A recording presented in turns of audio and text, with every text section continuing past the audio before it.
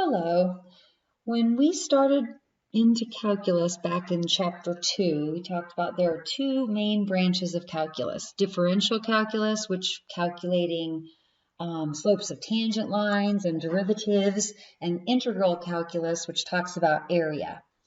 We just finished up chapter 4, so we are done with differential calculus. So we are going to move in to the other branch, and that's what the remainder of the class is going to be about, chapters 5 and 6. Chapter 6 is pretty cool. It's going backwards. So we're going to start with the derivative, and then we need to come up with a function that has that derivative. So we used to go this way. We had the function, we found the derivative. We're now going to go the other direction. So we'll talk about that when we get to chapter 6, sections 6.2 and 6.3. Chapter 5, though, we're going to talk about this whole idea of area and what we call integrals or integrating. So we're going to start out by finding, or ultimately what we're going to do is try and find shapes of find area of irregular shaped regions, but we're going to do that by using shapes that we know how to find the area of. So we're going to be a little creative in the beginning. All right, so basically 3 shapes we're going to look at would be area of a square. We know that all 4 sides are the same, and area is just length times width, and so that would be area is x squared, meaning if you just know one side of a square, you square it to get the area. Rectangle, like I said, a lot of people say length times width, but we're going to talk about it in a different way. We're going to talk about the width, and then the other dimension, sometimes called the length, we're going to call the height. So we're going to be talking about the width of the rectangle and the height. So to find the area of a rectangle, you multiply. Area of a triangle is 1/2 base times height. So I can choose any side to be the base. If I choose this side to be my base, then remember the height is the length of the segment from the opposite vertex to that side that is perpendicular. So this would be the height. Okay, most of what we're going to spend time on is area of a rectangle. Okay, so we'll talk about how are we going to use rectangles now to help us find areas of regions. But before we do that, we're going to look at a pretty slick way of calculating the total area or combined area of a whole bunch of rectangles. So for example, if I have these 5 rectangles, they all have a width of 3. So a 3 by 10, 3 by 12, 3 by 15, 3 by 19, and 3 by 24. So if I want to find the area of each of them, then of course we just multiply. So we multiply the width times the height, and then we multiply all those, add them up. We should get our area of 240 square units. Okay, but notice how there's a lot of repetition there, especially since they all have a width of 3. So instead of multiplying all of those numbers by 3, we can simply add up those numbers, which these happen to be the heights of the rectangles. So if I add up the heights of all the rectangles and then multiply by 3, which happens to be the width, we should get the same answer. 240, which is our area. Okay, so that's pretty cool if the widths are all the same. We can take the heights, add the heights, and multiply by the width to get the area of our region. Okay, so if all the rectangles have the same width, we take that width times the sum of all of the rectangle heights, and that will give us our total area. Okay, so what are we trying to do here? We're trying to figure out what is the area of some region under a curve. So I want to know what is the area of that region. Well, it's not any special shape. Okay, so how can we go about coming up with that area? Well, what we're going to do is use rectangles and approximate that area by taking the area of all the rectangles and adding them up. What's the sum of the areas of the rectangles? So it's not going to be exact. It's definitely an approximation. We can see part of the problem is in this first situation, I have a lot of area in here that hasn't been accounted for by the rectangles. So this approximation is going to be less than the total area, so it under approximates it. This situation here, I have my rectangles are hanging over the curve. So in this situation, it's going to over approximate it. So one is a little small and one is a little big. But what we can do is talk about ways of getting that to be more accurate. Okay, so that's going to be our strategy. So let's talk about approximating the area between the graph of f of x equals x squared, our basic parabola, and the x-axis between x equals 2 and x equals 6. So basically what I want to come up with is, what's the area of this region? Okay. So what we're going to do is we're going to draw our rectangles, but we have to draw them in a certain location. And we have what's called a left-hand rectangle. And that means that when I draw my rectangle, the top left corner of the rectangle touches the curve. So this would be a left-hand rectangle. Okay, the top left corner is a point on the curve. Okay, I could do a right-hand rectangle where the top right corner touches the curve. So that tells me the height of my rectangle. So where it touches the curve is going to give me the height of that rectangle. So that's going to be an important point that we're looking for. Okay, so we want to draw a whole bunch of these left-hand rectangles or right-hand rectangles under the curve. But when we do it, they have to all have the same width. So if I look at my region, I can see that the distance from 2 to 6 is 4. So I could nicely divide that up into 4 equal rectangles. And so when I do that, then I'm going to look at drawing all the rectangles as a left-hand rectangle, and then finding what we call the left-hand sum. And then I'll do the same thing with the right. So if I look at the left-hand sum of these areas of these rectangles, I am going to start at the left value on each of these intervals. Okay, so I'm going to start at 2, and I'm going to go up to the curve, and that's where I'm going to draw the height of my first rectangle.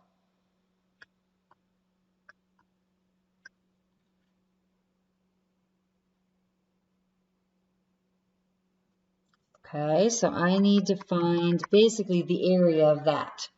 All right, so I can see that I'm going to have 4 rectangles. And basically each rectangle has a width of 1. Okay, so I need the heights of each of my rectangles. So this point where my rectangle touches the curve, basically, if I find the coordinates of that point, I know that the y coordinate is that distance from the x-axis. So if my x value is 2, how do I find my y value? Well, it's basically the function value when I put 2 into the function. When I put 2 in here and square it, I get 4. So this is 4. So that means my first rectangle has a height of 4. All right, so let's draw the second rectangle. At 3, I'm going to go up to the curve, and I'm going to draw, that's where the height is going to be on that interval from 3 to 4. Okay, so basically this point, I need the y coordinate of that point. If that's 3, then I know the function value at 3 is 9. Okay, so 9 is the height of that rectangle. Okay, and so then I just continue on. So here at 4, I'm going to go up to the curve and draw out my rectangle. So the height at 4 is 16. And then at 5, I go up to the curve and over and draw my rectangle. Okay, so basically I need to calculate the area of these 4 rectangles. And I can do that by taking the width times the sum of the heights. So my last rectangle is at x equals 5, and 5 squared is 25. Okay, now one thing to notice is that when I'm doing a left sum, then I'm using the left values on each of those rectangles to calculate my heights. So I'm going to use the left x value to get the height. If it's a left hand sum. Okay, so when I find my sum then, so my left hand sum then is my width, which is 1 times the sum of the heights.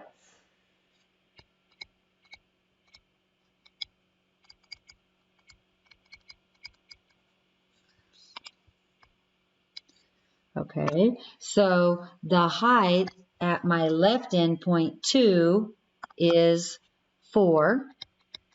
At my next left end is 3. X is 3, so the height is 9. And then I have 16, and then I have 25. So notice how I have 4 heights because I have 4 rectangles. All right, and then you do the number crunching. You add, multiply by 1, which we don't need to do, and we get 54. So I get an area of 54, which I can definitely see from my picture is too small. Okay, this is called a lower sum. So if they ask you for a lower sum or a lower estimate, I think is what they say, lower estimate.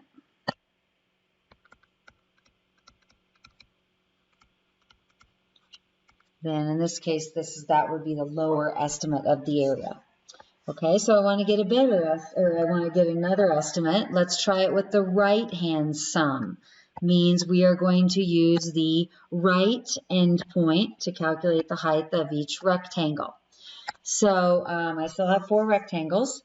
So I'm going to use, if I've got these regions basically, okay, I want to divide it or draw my rectangles in. So if I go to the right at 3, so notice how I'm using a right endpoint. I go up to the curve and then I go over. So my first rectangle, I use the right endpoint to calculate the height. So this is the point I want right here to get my height from. So that's the point 3, 9. And that means my height then of my first rectangle is 9. Okay. So here to get my heights of my rectangles, I am going to use the right endpoint. So 3, f of 3 is 9. My next one would be 4. So it'd be f of 4 is 16. And then it would be f of 5 is going to be 25. And then f of 6 is going to be 36. So I'll draw my rectangles in. So at 4, I go up here to my curve. My second rectangle then is this one. And its height is determined by this point. So that's the point 4, 16. So the y coordinate is the height. So these are my heights, the function values. All right. My third rectangle, I use the right endpoint of 5, or the right x value. And my very last rectangle, I use the right endpoint, or x value of 6. So in all of these, I'm using the right x value.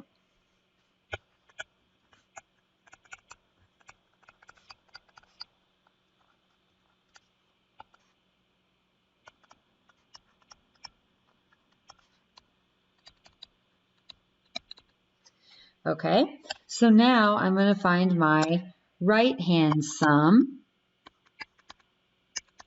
I'm going to take the width of each rectangle, which is 1, times the sum of the heights. So if I add up my heights, or my y values at the right x value, so my first rectangle has a height of 9, my second rectangle has a height of 16, my third rectangle has a height of 25, and my fourth rectangle has a height of 36. So my right-hand sum comes out to be 86, which I can see from my picture is too big. This is what we call an upper sum. It overestimates the area. Okay, so one's too big, one's too small. What are we going to do? Yep, you guessed it. So we're going to average them. So,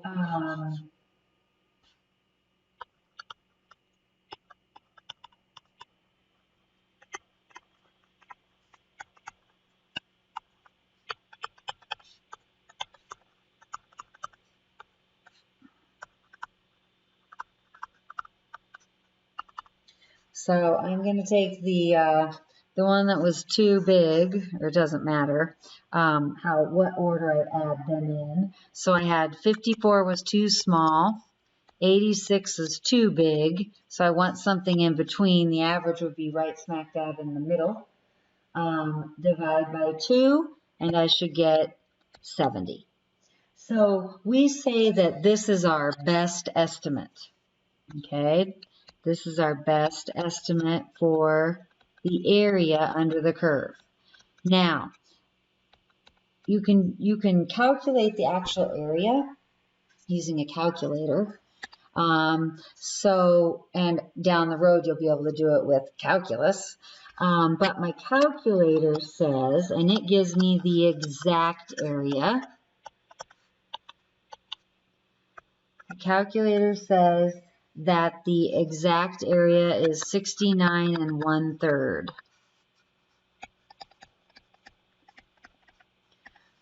So my average is much more accurate.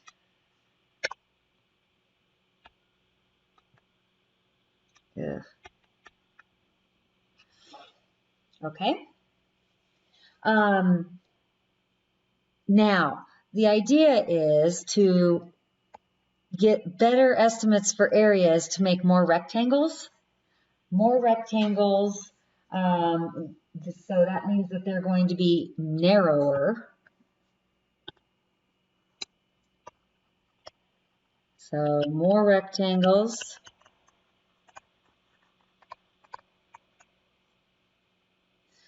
Which is actually more work for us if we had to calculate the area of 100 rectangles. But it does give us a better approximation.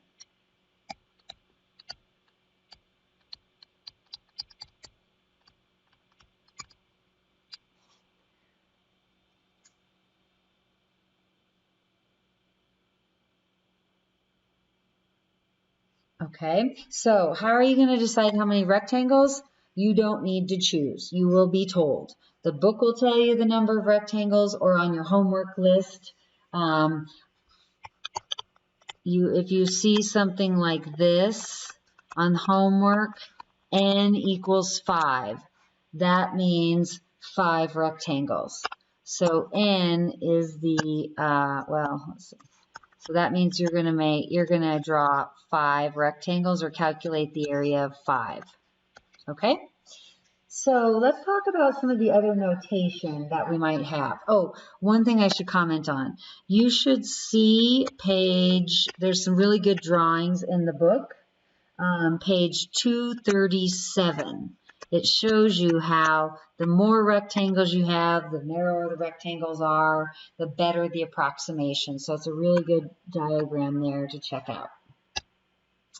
Okay, so here's some of our notation. We're going to be using this through quite a few sections in this chapter, probably most of them.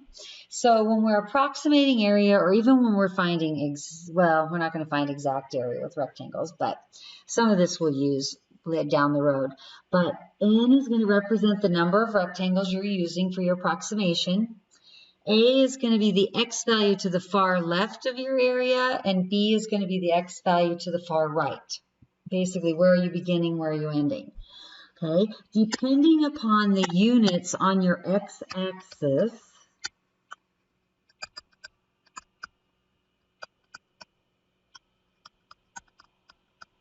or your horizontal axis, I should say. If it's an x-axis, then we use delta x, which just means the change in x between those.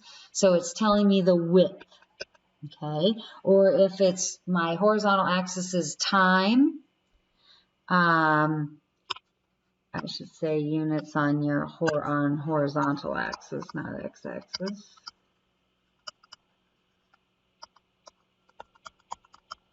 So if it's time, it'd be delta t, okay? If the left-hand sum or the right-hand sum is not specified, if it just says approximate the area, then that's when you're going to do both and average them. Sometimes you might see in homework, just find the left sum or just find the right sum. But if not, then we want the better estimate, which means find the two and average them. Here's some things that we will be using, especially this one for now, but down the road, this formula will also come in handy. So delta x means what's the width? Well, the distance from A to B, and then you divide it up into n rectangles. If you, let's say you knew the width of each rectangle, and you know that the distance the horizontal distance that you're going to be finding the area in, you can find the number of rectangles by just rearranging that formula. Okay, so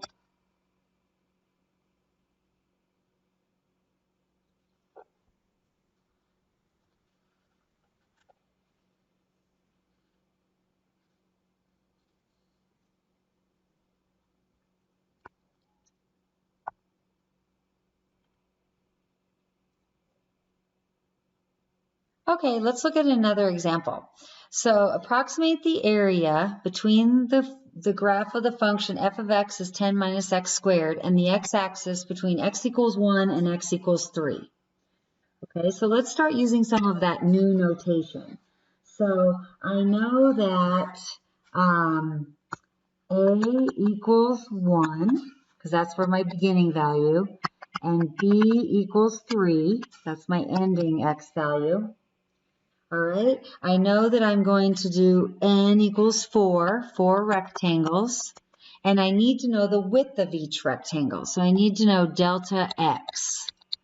All right, which remember delta x is b minus a divided by n. So if we think about it, it's the distance from beginning to end. So from 1 to 3, well, all we have to do is subtract. 3 minus 1 is 2. So I have 2 units, and I need to divide it into 4 rectangles. So each rectangle is going to have a width of 1/2. Okay, so delta x is going to be 1/2. Okay, so we need to know that. All right, so what we need to do first is come up with the y values, the function values for each of these x values so that we can use those as our heights. All right, so where are we going to start? You always start at a.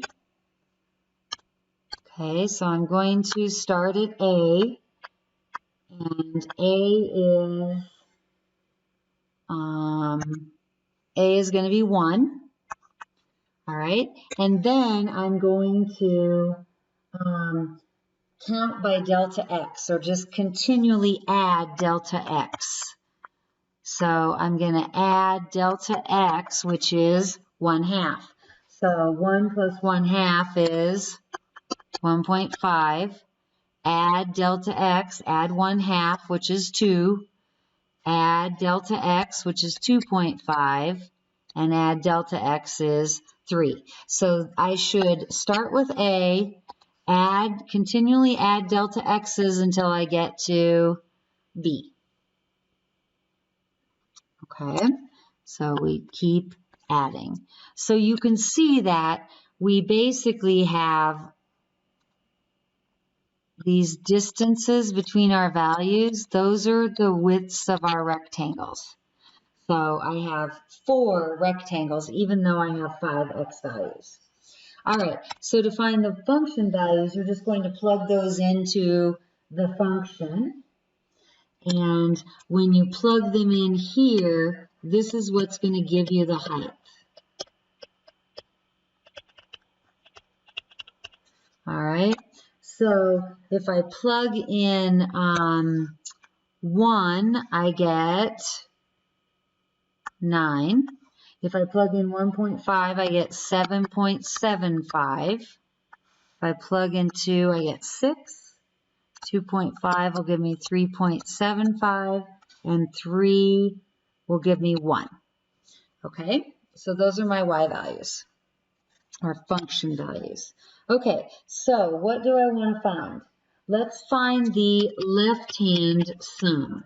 Now, if you're a visual person, you can kind of do a drawing of the rectangles, but sometimes it's going to be tedious, and I don't know that you would want to rely on that. So we want to be able to do it without actually drawing the picture.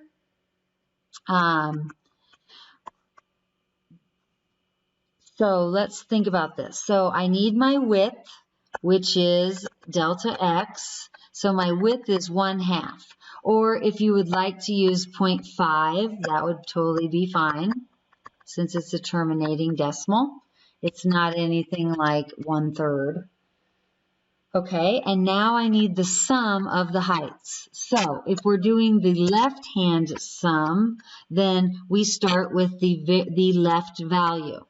Okay, and so I am trying to divide up this region. This is not drawn to scale, by the way. This is 1 to 3. Okay, so I'm trying to find the area of this region by dividing it up into 4 rectangles. Okay, so if I'm doing the left, if we want a visual here, I come up here, and that's where I draw my rectangle. Okay, so I go up to the curve, and that's where I draw the height of my rectangle. So I can tell my left-hand sum is going to overestimate the area. Okay, so my very first value on the left is 1. So the height then is f of 1, which is 9. Okay, my next value is 1.5, so the height is 7.75. The next one is 2, so the height is 6. And the next one is the 2.5, which would be here. My last rectangle, the left end, is going to be at 2.5. So the height is 3.75. Okay, so what values do I use? If I'm doing the left, then I'm only using these 4. for my left-hand sum. Okay, so when I calculate that, I get 13.25, which is an upper estimate, which is basically too big. It's an upper estimate. Okay, so let's do the right hand.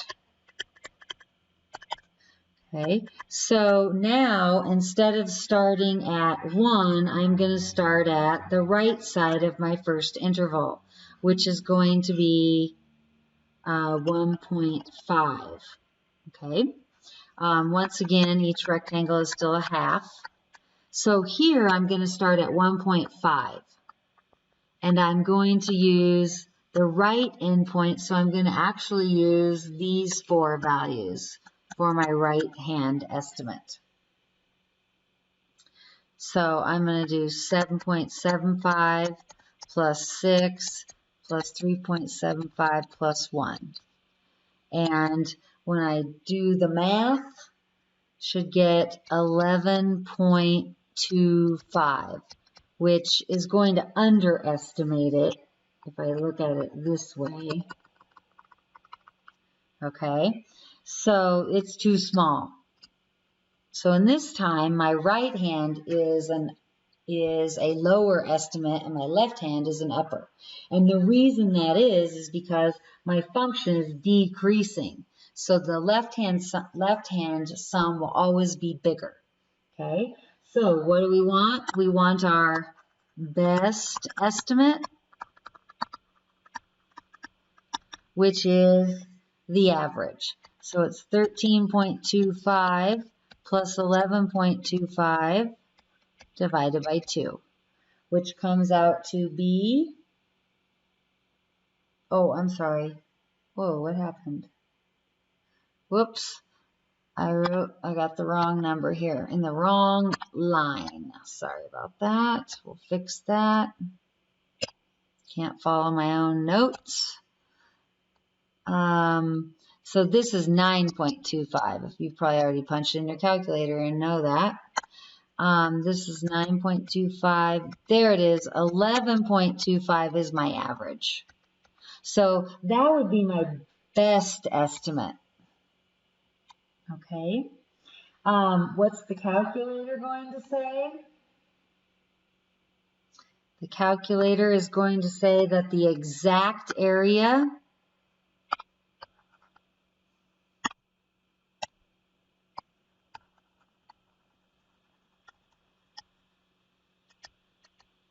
is 11 1/3. So 11.3. So we're real close with that estimate. Okay. Now, so just as we were talking about, we looked at 2 different situations. When our function was increasing, like our x squared, then my right hand sum is going to be larger. Okay, so the right hand is going to be the upper sum. When our function is decreasing, like the one we just did, then our left hand sum is going to be larger. Okay, if the function switches and it's at some point it's increasing and some point it's decreasing, then do them both and then see which is bigger is our better approximation. By that time we're going to have a better way of finding the exact area. Okay, the cool thing is we do have some fun applications with area. Even though I know story problems aren't your favorite, but these are pretty cool. So when we're multiplying height and width, okay, in a story problem, an application problem, you're not just multiplying the numbers, you're also multiplying the units. So for example, suppose you drive at a constant 50 miles per hour, so constant speed throughout a 4-hour trip. Okay, what is the total distance that you traveled? All right, well, pretty basic. We know how to do this kind of problem without any kind of calculus. We know that distance is rate times time. All right. So we're traveling at a rate of 50 miles per hour. And we're traveling for a time of 4 hours. And when we talk about our units, when we multiply our units, we know that the hours are going to divide out.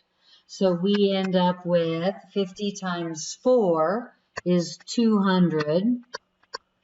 And we have then traveled a total of 200 miles. Okay? Pretty basic. Now, let's look at this on a graph.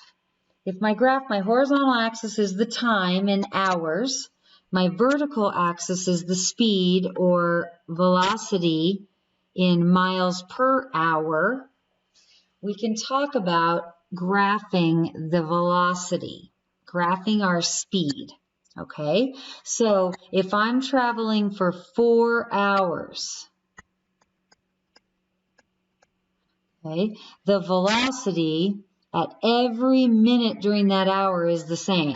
So if I say my velocity at just after I started is 50 miles per hour, at a half hour, it's still 50 after I've traveled a half hour, after I've traveled an hour. So it's constant, so we know it is linear. And it's constantly 50 over that time interval. Okay, so we've got 4 hours. We've got 50 miles per hour. And if I look at this region,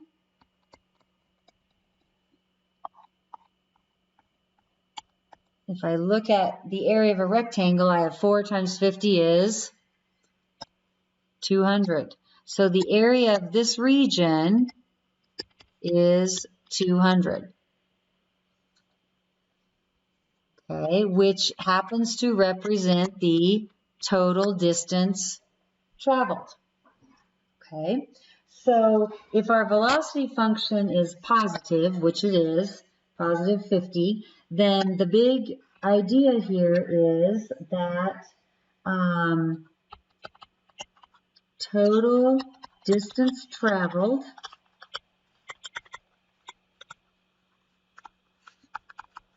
is the area under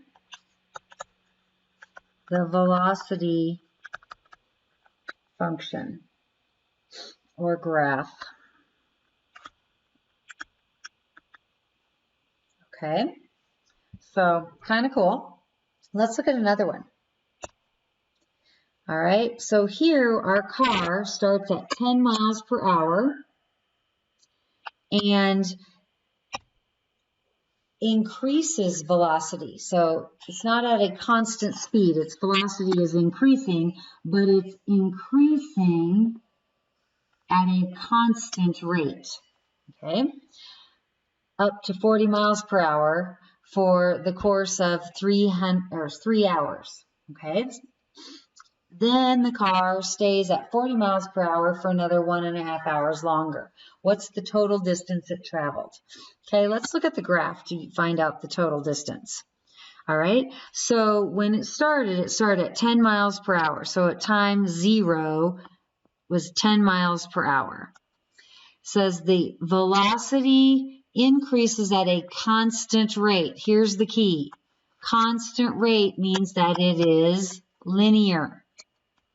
Okay, at a constant rate for 3 hours. So here for 3 hours, it increases at a constant rate to 40 miles per hour. So this is linear. Okay. Then it stays at 40 miles per hour for another 1.5 hours longer. So if I go 1.5 hours beyond that, it looks like it's going to be at 4.5 hours of traveling. So then my stays constant at 40. So it's not increasing at a constant rate. It's the same it's constantly 40. Okay. So what I'm looking for then is basically the area of this region here, bounded by the green segments. Okay. So ultimately this area. Okay. Now, one of the strategies we use is we could do rectangles, but I don't really need rectangles here because I can divide this up into regions that I actually know the area of. So that's a strategy you might use. So if I look at this, I think, okay, well, this could easily be divided into a rectangle here. I could take and draw a line here, and I've got a smaller rectangle here, and then I've got a triangle. So I'm going to number these regions. I'm going to call this region 1. This other rectangle is region 2, and this triangle is region 3. And the strategy then is to find the area of those 3 regions, and then I'll add them up. Okay, so let's find the area of each region. And talking about area, remember, is the distance traveled. Okay, so in region 1, the width or the hours traveled for 3 hours, the width of my rectangle. The height is the speed or velocity. So it's 10 miles per hour. So when I multiply that, I basically get 3 times 10, traveled 30 miles. So the area of this region here then is 30. Okay, find the region, my other rectangle. The width of that rectangle is 1.5, so it traveled 1.5 hours. And the height of that rectangle is 40. The velocity, so it'd be 40 miles per hour. And when I multiply, 1.5 times 40 is 60 miles. So the area of this second rectangle region is 60. And then the third is my triangle. Now, this one you got to be careful. Get a highlighter here. Okay, so I'm looking at the area of this rectangle, triangle. Hello. Okay, so the area of that triangle is, area is one of a triangle, 1/2 times the base. So if I choose this side here to be my base, that is 3 hours, or 3, right? And the height, now, here's where you got to be careful. The height is not 40. The height is basically from 10 to 40. So from 10 to 40, that would be 30 miles per hour. So times 30 miles per hour. And when I multiply, I get 45 miles. So the total distance traveled is 135 miles in that 4.5 hours. Okay, which happens to be the same thing as the total area under the graph of the velocity function.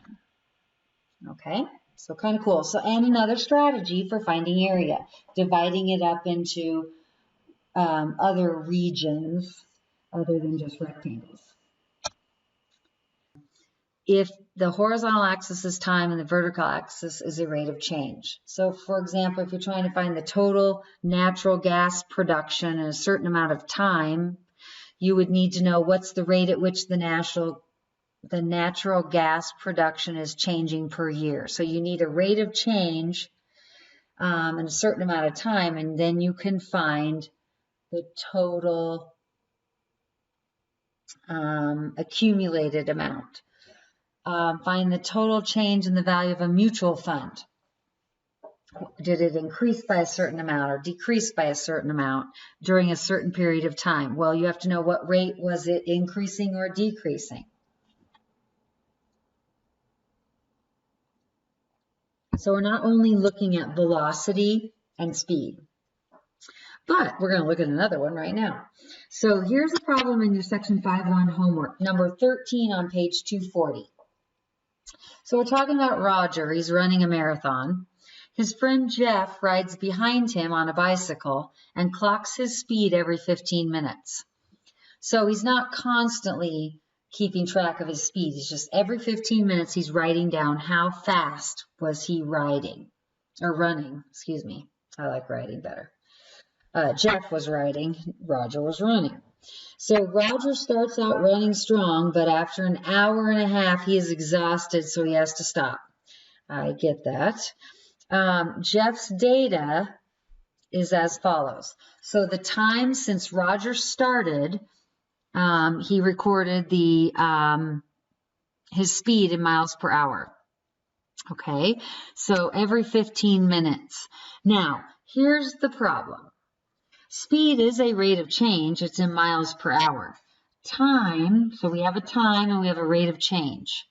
The problem is this time is in minutes and this speed is in, its unit of time is hours. So our units do not match. Okay, so we need to adjust our table so that our units do match. Okay?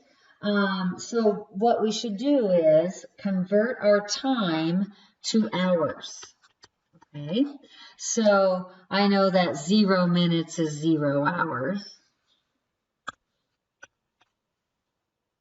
Okay, but 15 minutes is how much of an hour? Well, 15 out of 60 is 1/4, right? So I can say then that after 15 minutes or 1/4 of an hour, he was running at 11 miles per hour. So we need to get our units to match. So that's one thing we have to pay close attention to. With our rate of change and our time units have to be in the same, the same. Okay, so then if I add every 15 minutes or every 1/4, so 1/4 and 1/4 is a half, plus 1/4 is 3/4, or I could just take all these times and divide by 60. 60 minutes is 1 hour. 75 minutes is 1 1/4 hour. And 1 1/2 minutes, 90 minutes is 1 1/2 hours, excuse me. Okay, so now we can use our table to calculate our left sum and our right sum, or basically our estimates for how far did Roger run during a certain amount of time. So we got to be careful. This first one, the first part is saying how far did he run in just the first hour. Okay, so if we're talking about the first hour, not the first hour, the first half hour. Okay, so that would be in here. Okay, so basically my left hand sum is going to be, I'm just going to make my delta x or my intervals be 15 minutes or 1/4 hour. Okay, so my width is going to be 1/4 hour. Probably better talk about my units here since we're talking about a distance. So it's 1/4 hour times, now I need the sum of the what we used to call the heights, but now the speeds. Okay, so the speed here, if I'm doing a left sum, I'm saying I'm starting at 12. Or sorry, I'm starting at 0. So at 0, his speed is 12 miles per hour.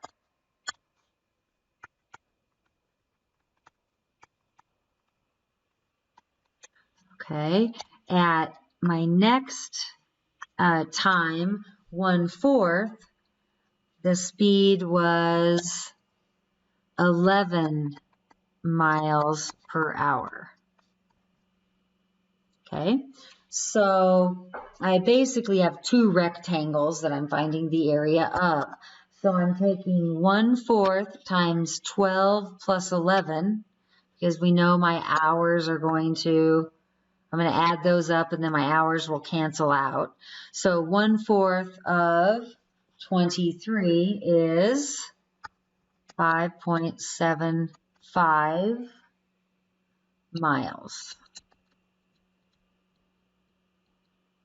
So my left sum is 5.75 miles. My right sum then, I'm going to begin at the right value, x value of my interval.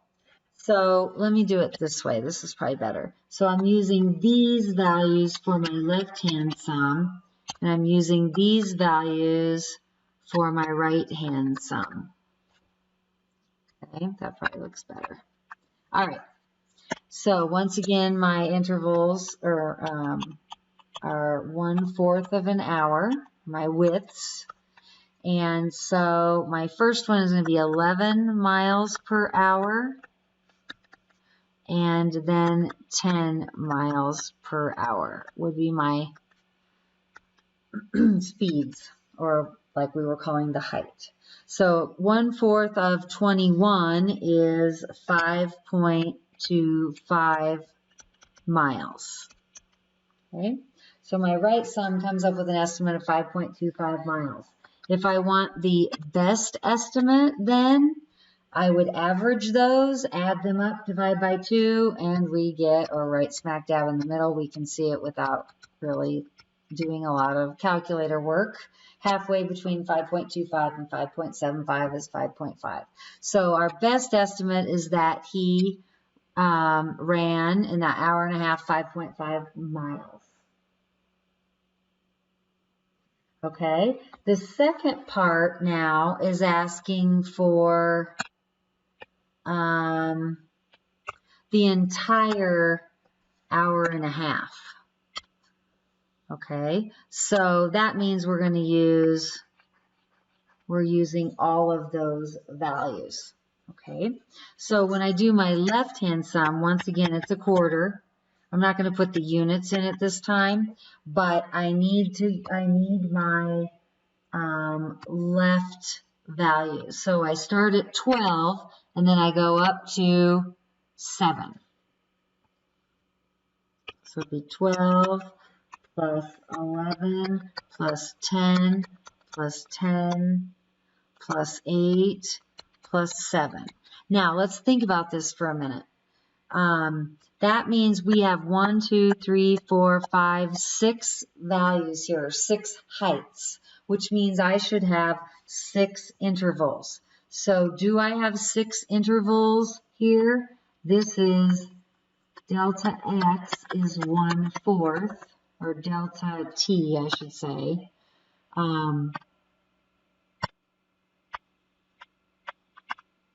Is 1/4. So here's another fourth, here's another fourth, here's another fourth.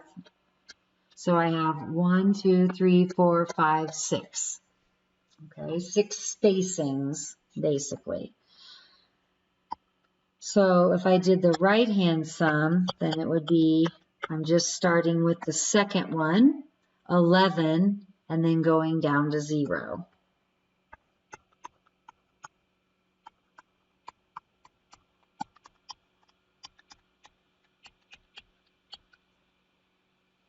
Okay, so you're never going to use all the values. You're using one less. Okay, so this one is going to give me 14.5 miles. And this one is going to give me 11.5 miles. Oops, do I have those switched? Let's see. My function is decreasing, so the left should be bigger. Yes, I do have them switched. So this one should be 14.5, and this one should be 11.5. There you go. Okay, because it's decreasing, the left would be larger. All right, so my best guess is the average, which would be 13 miles. And there you go. When we talk about, when we go to section 5.2, we're doing almost exactly the same thing. We're just using new notation.